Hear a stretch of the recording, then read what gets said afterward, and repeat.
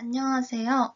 환경과 기술 7팀 7교시 지구온난화에 대해 발표를 하게 된 2020-367을 문화예술학부 홍수빈입니다. 저희 7팀 7교시는 PPT 제작 및 발표는 제가 맡게 되었고, 자료 조사는 스포츠과학부 유지연 학우님과 스마트 IT 공학부 황승현 님이 맡아주셨습니다. 우선 저희의 목차를 설명해 드리겠습니다. 첫 번째, 지구온난화의 정의와 원인. 두 번째, 지구온난화의 진행과 영향. 세 번째, 온실가스 종류 및 배출량. 네 번째, 온실가스 대처 방안 및 지구온난화 대응 방안의 순서로 이루어지겠습니다. 지구온난화 첫 번째 발표로는 지구온난화의 정의와 원인입니다. 여러분은 지구온난화 현상에 대해 잘 알고 계신가요? 혹은 지구온난화가 진행됨을 체감하고 계신가요? 최근 지구온난화를 주제로 한 영화나 뉴스 기사들이 많이 나오고 있는데 이것들에 대해 잘 알고 계신가요? 이러한 궁금증들을 가지고 저의 발표를 잘 들어주시길 바랍니다. 우선 지구온난화의 정의에 대해 설명해 보겠습니다. 지구온난화란 인간의 다양한 경제활동으로 인해 배출되는 온실가스가 대기 중에 누적되어 지구의 온도를 계속 상승시키는 것을 말합니다. 지구온난화에 대한 과학적인 근거는 19세기 말부터 일부 과학자들에 의해 제기되었으며 1980년대에는 이산화탄소 이외에 위량의 기체들이 온실효과를 유발한다고 발표하기도 하였습니다. 그 다음으로는 지구온난화의 발생 원인에 대해 설명해 보겠습니다. 지구 대기 중에 포함된 온실가스는 생물들이 서식하기에 적절한 온도 수준을 유지하기 위해 꼭 필요한 요소입니다. 그러나 대기 중에 존재하는 이 온실가스, 수증기, 이산화탄소, 메탄, 이산화질소, 오존 등의 농도가 여러 가지 원인에 의해 높아진다고 합니다. 이런 온실가스의 성분이 보다 많은 장파장에 지구 복사 에너지를 흡수하여 지구의 적절한 온도 유지에 변화가 생깁니다. 그 변화된 온도로 인해서 자연적 온실 효과에 의해 적절했던 온도가 높아져 지구의 평균 온도도 같이 상승합니다. 이러한 효과를 강화된 온실 효과라고 하며 이로 인해 지구가 더워지는 현상을 지구온난화라고 부른다고 합니다. 두 번째로 지구온난화의 진행과 영향에 대해 설명해 보겠습니다. 그럼 우선 지구온난화의 진행에 대해 설명해 보겠습니다. 1988년 미국의 한센이 1860년 이후 세계 기온 관측 자료를 분석한 결과 이 기간 동안 지구의 평균 기온은 0.5%에서 0.7% 상승하였고 지난 10년 동안 상승세가 가장 크다는 것을 발견했다고 합니다. 또 영국의 위글레의 연구 결과 20세기 들어 평균 0.5도 정도 상승한 것으로 연구가 나왔고 IPCC의 최근 제5차 평가 보고서에 의하면 온실 효과로 인하여 지구의 평균 기온이 최근 1335년간 0.85도 상승한 것으로 나타났다고 합니다. 또한 미국 국립해양대기청과 항공우주국에 의하면 2014년 지표면과 해수면의 평균 기온은 14.58도로 20세기 평균 기온보다 약 0.69도 높았다고 합니다. 지금까지 지구온난화의 진행에 대해 살펴보았다면 그 다음에 지구온난화의 영향에 대해 알아보겠습니다. 첫 번째, 생물종의 다양성 상실입니다. 기후에 적응하지 못한 식생 분포가 축소되고 멸종될 우려가 있다고 합니다. 즉, 생태학적으로 생존성이 강한 종류만 살아남게 되고 그러므로 지구의 풍부한 산림이 점차 파괴되고 그 생태계에 존재하는 다른 생물체의 서식지로서의 역할을 이행할 수 없게 됩니다. 즉, 결과적으로 모든 생물의 다양성이 상실될 수 있다고 합니다. 두 번째, 해수면이 상승한다는 것입니다. 기온이 상승하면 극지방이나 고산의 빙상이 녹아 바다로 흘러들어가고 결국 해수면도 상승하게 됩니다. 이미 남극의 북극 지방에서 인도 대륙보다 넓은 면적의 바다 얼음이 이미 사라졌다고 합니다. 현재도 하루에 남한 면적에 가까운 해빙이 사라지고 있다고 합니다. 이처럼 심각한 해수면 상승의 결과를 일으킬 수 있습니다. 세 번째, 수온 상승에 의한 해안 생태계의 변화를 일으킬 수 있습니다. 지구온난화로 인해 수온이 상승하면 바다 생산량이 대폭 감소될 수 있을 것으로 예측된다고 합니다. 해수 수온 상승으로 어패류의 부화률이 크게 감소할 뿐만 아니라 얕은 바다에 있는 산호초의 백화, 즉 하얗게 되는 현상이 빠르게 진행된다고 합니다. 또한 수온 상승에 의한 물의 증발량 증가는 태풍, 허리케인 등으로 불리는 열대성 저기압의 세력을 더욱 강하게 만들어 이에 따른 피해를 더욱 증가시킨다고 합니다. 지구온난화의 영향 네 번째는 기후의 변화입니다. 적도 지방에서는 온난화가 심하게 나타나지 않으며 계절의 변화도 적은 반면 고위도 지방은 겨울이 따뜻해지며 여름은 더욱 더워집니다. 마치 우리나라가 여름은 길어지고 봄, 가을은 짧아지고 겨울은 길어지는 현상과 비슷한 것입니다. 따라서 지구가 따뜻해질수록 적도를 제외한 지역의 강수량은 더욱 증가합니다. 이와 같은 기후변화로 건조 지역은 더욱더 건조해져 사막화를 촉진하고 수변한 지역은 더욱 수변화된다고 합니다. 마지막으로 다섯 번째, 인류의 건강 변화입니다. 기온 상승으로 대기 중 오존 농도가 증가하면서 2차 오염물질의 생성으로 대기 오염이 심화됩니다. 그러므로 콜레라, 말라리아, 세균성 이질과 같은 열대성 질병이 증가한다고 합니다. 또한 홍수, 태풍, 해일, 폭염 등과 같은 기상재해 등으로 사망자가 증가하며 인류의 건강에 악영향을 미칠 수 있다고 합니다. 세 번째로 온실가스 종류 및 배출량에 대해 설명해 보겠습니다. 그럼 우선 온실가스의 종류에 대해 발표를 해볼 것인데요. 저는 온실가스의 종류로 이산화탄소, 메탄, 염화플루오르화탄소 화합물을 가져와 봤습니다. 우선 먼저 이산화탄소 CO2에 대해 발표해 보겠습니다. 이산화탄소 배출의 원인은 산업활동, 석유와 석탄의 사용, 산림 파괴 등이 있는데 그중 가장 큰 부분은 건설, 건물 등의 산업화가 차지한다고 합니다. 이러한 건설, 건물 등의 산업화는 약 38%를 차지할 만큼 높은 비중을 차지하는데 그 이유는 건물들이 에너지원의 석탄과 석유, 즉 정통적인 바이오매스를 직접 사용해 화석연료의 비중이 높아 탄소 함량이 훨씬 많은 발전 전기료를 에너지원으로 전환했기 때문입니다. 즉 쉽게 말하자면 건설, 건물 등의 산업화를 할 때 친환경적인 에너지를 사용하기보다 석유와 석탄 등의 에너지원을 훨씬 많이 사용하기 때문에 이산화탄소가 많이 배출된다고 할 수 있는 것입니다.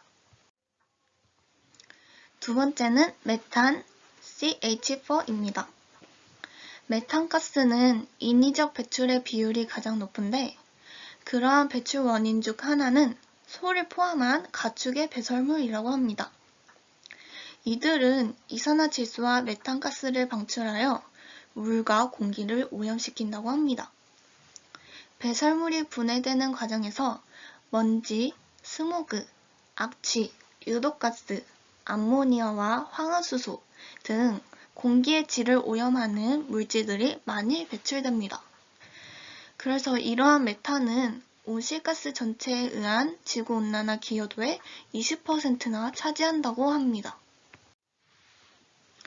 마지막으로 염화플루오라탄소 화합물에 대해 설명해 보겠습니다. 이 화합물은 저도 생소한 화합물이었습니다. 그래서 한번 알아보면 좋을 것 같아 소개해 보겠습니다.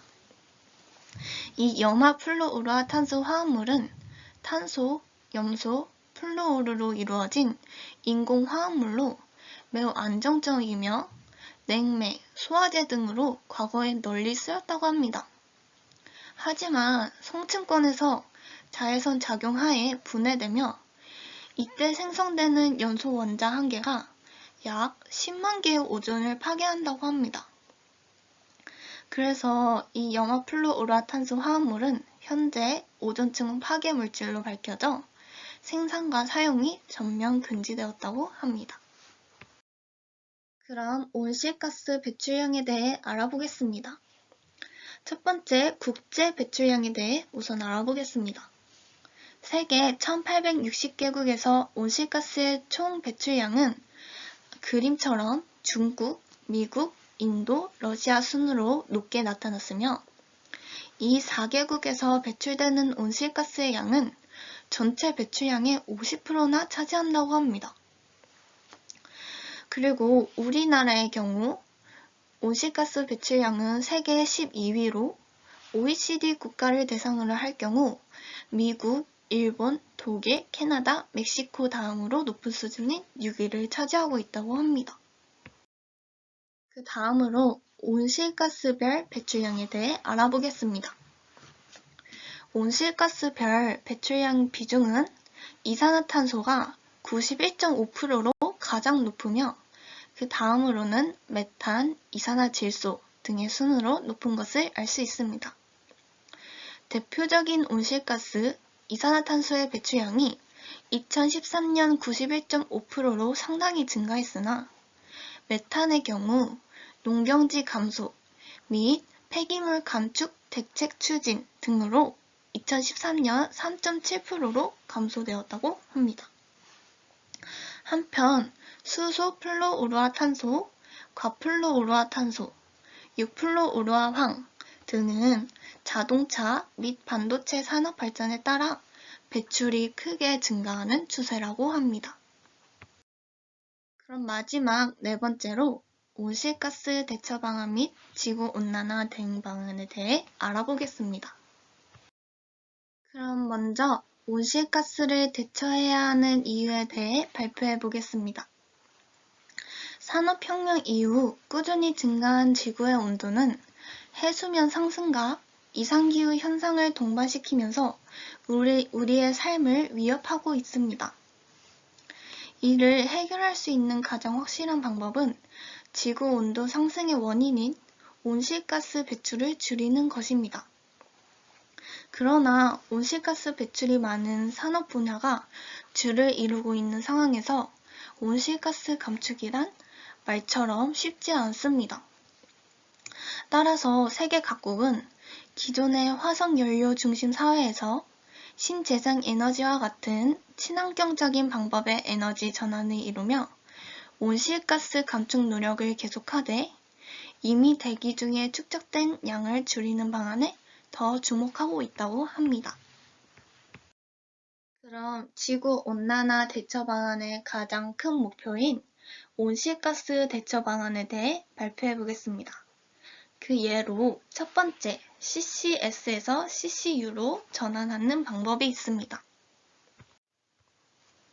CCU 기술은 CCUS, Carbon Capture, Utilization and Storage, 이산화탄소 활용 및 저장으로 불리는 기술 중 CO2를 다른 유용한 물질로 전환하여 활용하는 기술을 말합니다. 즉, 화력발전소나 시멘트 및 석유 화학공장 등과 같은 대규모 배출원에서 발생되는 CO2를 산업적인 용도로 직접 이용하거나 고부가 가치 제품으로 전환하여 활용하는 기술이라고 할 수 있습니다. CCUS라는 기술에 대해 한번 설명해 보겠습니다. CCUS는 CCU와 CCS 기술로 이루어져 있는데, 이 중 CCS는 산업체나 발전소에서 배출하는 이산화탄소를 포집한 뒤 지하에 저장하는 기술로 수많은 이산화탄소를 단번에 제거할 수 있는 효과적인 기술이라고 합니다. 그러나 이러한 CCS의 장점에도 불구하고 현재는 CCU가 재활용을 할 수 있다는 이점을 가지고 있기에 더욱 획기적인 방법으로 주목받고 있다고 합니다. 온실가스 대처 방안 두 번째로는 미세조류 광합성과 인공 광합성이 있습니다. 우선 미세조류 광합성이 무엇인지에 대해 설명해 보겠습니다. 대기 중 이산화탄소를 제거하는 가장 대표적인 방법은 광합성입니다. 하지만 자연적인 광합성으로는 한계가 있기 때문에 광합성 효율과 세포 성장 속도가 높은 클로렐라, 플랑크톤 등과 같은 미세 조류를 통해 대규모 광합성 시스템을 구축하기 시작했습니다. 미세 조류가 광합성을 하며 바이오 디젤을 만들어내는데, 이러한 바이오 디젤은 경유를 대체할 친환경 원료이기에 이러한 연료 전환 방식은 더욱 주목받고 있다고 합니다. 그럼 그 다음으로는 인공광합성에 대해 알아보겠습니다. 인공광합성은 나노 구조의 광촉매를 활용해 물을 분해하고 이를 통해 얻어진 수소를 이산화탄소와 반응시킴으로써 자동차 연료로 사용될 수 있는 메탄올과 연료 전지나 고무 제품의 원료로 사용될 수 있는 포름산 등의 물질을 합성하는 기술입니다. 이 인공광합성 과정은 외부로부터의 추가적인 에너지 투입 없이 태양 에너지와 물, 이산화탄소만으로 이루어질 수 있지만 자연의 광합성 효율에는 미치지 못한다고 합니다. 그러나 관련 공장 개발과 실증화가 급속도로 진전되고 있어서 친환경적인 미래 기술로서 기대가 되고 있다고 합니다. 그럼 마지막 세 번째로 지구온난화 대응 방안을 여러 기후 협약을 기준으로 알아보겠습니다. 첫 번째, 기후변화 협약 UNFCCC입니다. 기후변화 협약은 지구온난화 현상에 대한 과학적인 규명 및 장기 전망에 관한 연구 활동과 공동의 온실가스 감축 목표를 이행하기 위한 국제 협약이라고 합니다. 두 번째, 기후변화에 관한 정부 간 협의체 IPCC입니다. 1988년 11월 UN 환경계획 UNEP와 세계 기상기구 WMO가 공동으로 주관하여 기후변화 문제에 광범위하게 대처하고자 설립한 기구입니다. 마지막으로 세 번째, 파리 협정에 대해 알아보겠습니다. 파리 협정은 2015년 프랑스 파리에서 제21차 UN 기후변화 협약 당사국 총회가 개최되었을 때 195개 참가국들이 2020년에 끝나는 교토 의정서를 제출할 협정으로 체결되었다고 합니다.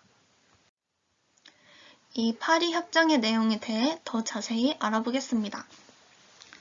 2100년까지 지구의 평균 온도 상승폭을 산업화 이전 대비 평균 온도의 2도 이내로 제한하는 것을 목표로 하는 신기후체제 합의문이라고 합니다. 그래서 이것은 국가별 자발적 온실가스 감축 방안을 5년마다 유엔 기후 변화 협약 사무국에 제출하도록 의무화되어 있다고 합니다. 그럼 7교시 퀴즈를 풀어보는 것으로 발표를 마무리해보겠습니다. 한반도의 온난화에 대해 알아봅시다. 유튜브로 다큐프라임 2010 영상 기록 한반도의 기후 네 번째 영상을 보시고 한반도 온난화 2배 빨라진다 라는 영상을 보시고 퀴즈를 풀어주시면 됩니다. 특히 다큐프라임 2010 영상 기록 한반도의 기후에 대한 영상에서는 백두산의 식물 변화를 잘 볼 수 있으니 그것을 중심으로 영상을 잘 살펴보았으면 좋겠습니다. 저희가 발표를 하기 위해 사용한 출처입니다. 그럼 저희의 발표를 들어주셔서 감사합니다.